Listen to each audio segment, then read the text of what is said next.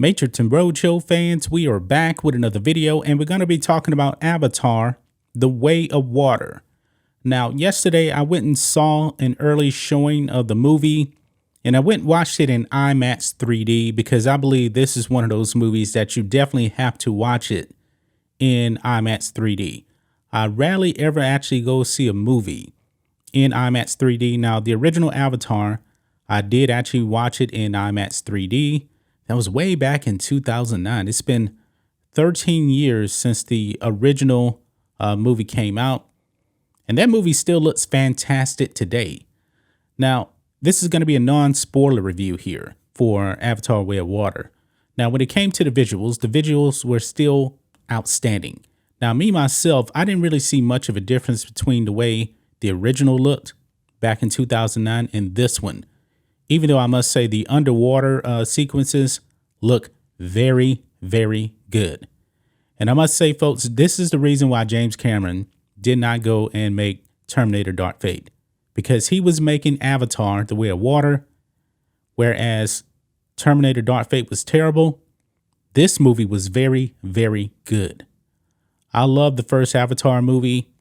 This movie did not disappoint. Now, which movie do I think is actually better? I think that the first movie is a better movie to me. I do. Now, maybe that's because going to the movie theater back then, it was a game changer from the visual effects. This time it's not really a game changer. You know, I didn't get that same like awe experience of visually seeing this movie the way I did back in 2009 with the original one. But the one thing that a lot of people are going to like about this movie is the family aspect.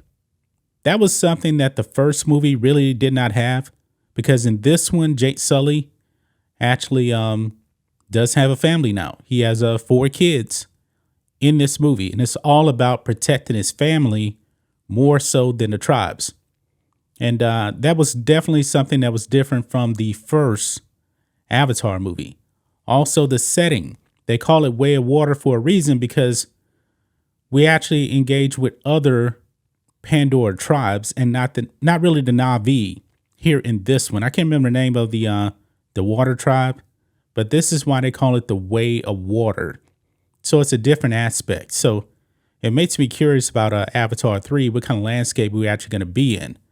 I almost thought that this movie was almost kind of like Avatar meets Titanic, because James Cameron also made Titanic, and there's definitely a Titanic-like sequence at the end of this movie. The movie's very long. It is 3 hours long, and it definitely has an introduction, a middle, which is the middle of it is more The Way of Water, and then the end, which is like the battle sequence right there. James Cameron, he did it.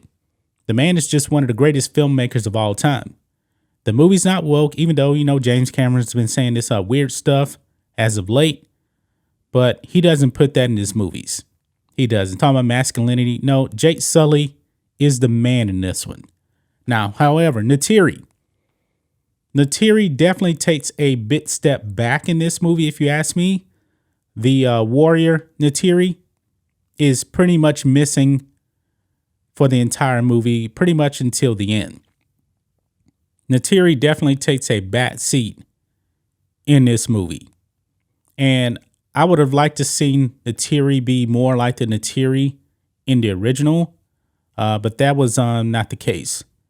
Now, when it comes to the kids, and I can also say this, the Na'vi language is really not in the movie that much. There is a bunch of English being spoken by the natives in this movie. I wasn't expecting that. I was actually expecting more of the Na'vi languages to be spoken. It's there, but it's not like it was in the original. Not even close, to tell you the truth. Even the new water tribe, which I can't remember their name, they almost never speak their language. They're speaking English. But when it comes to Jake Sully's kids, they're speaking English, and there's a lot of bros. And it was kind of like, all right, that's a little bit over the top right there. Ryan also mentioned that in his review, Ryan Kennel. And I was feeling the same way about the bro thing. when I was watching the movie. But yeah, the water sequences were amazing. Now, anybody that knows James Cameron knows he's big on underwater diving. He's been down the Titanic multiple times. He's done stuff in Nat Geo. And there is a ton of underwater stuff in this movie. And that's where the visuals really, really stand out, is the underwater dynamic to this movie. I thought this was a really, really well done movie. Really, really well done. They also show you how Miles Quaritch actually comes back. Now, if you remember from the original, Miles Quaritch actually dies at the end of the movie, but he is back. I mean, that's not really a secret because Stephen Lang was in the credits anyway for, if you could just go online and you haven't seen it, he's there. Just like Sigourney Weaver is back as actually Kiri, one of Jake Sully's daughters, but you do have some sequences where you actually see Sigourney Weaver as Dr. Grace Augustine again, but it's really more like what's the word I'm actually looking for? Not flashbacks. Well, kind of a flashback. There's also a dream sequence as well, but I like old footage being looked at on a computer, so you see her there. And there's one sequence also with Miles Quaritch also, and it really explains how he came back. And I'm not going to spoil it. I know some people have already spoiled the way he comes back. I'm not going to do it here because I really want to keep this as a non-spoiler review here. Now, when it comes to the music, the late, great James Horner composed the music for the original. He was also the composer on Titanic as well. You still have the Avatar theme in this. So James Horner's presence really was felt as tragic, the way he actually passed away in a plane crash, I believe back in 2014. He is one of the all-time great film composers of all time.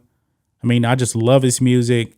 He composed Titanic, Master Zorro, of course, the original Avatar, Star Trek II, The Wrath of Khan also as well. The new composer did a decent job. He's not James Horner, though. Let's just be clear about that. He is not James Horner. James Horner, to me, is on that John Williams, Hans Zimmer type of level right there. I mean, he was that great right there. But I'm glad that the Avatar themes were kept, and that makes all of the movies consistent across the board because the James Horner theme is still right there. But Avatar, Way of Water, I'm going to give this movie out of 10. Let me think about that. I'm going to give it an 8.3 out of 10. Not as good as the original, if you ask me, but I think a lot of people are really, really going to love the family aspect. There is a sad death that actually happens in the movie as well. I think that may actually make people a little bit emotional, but I think I would definitely recommend going and see this movie because I think a lot of people would really, really like it. And also, by the way, folks, over here on Rotten Tomatoes, 95% with the audience. They're really, really liking this movie much more than the critics. Critics have it at 80%. I believe that critic score yesterday was a little bit higher, but now the audience really has seen it, 95%. I agree. This is definitely a fresh movie, if you ask me. This movie is going to make a ton of money.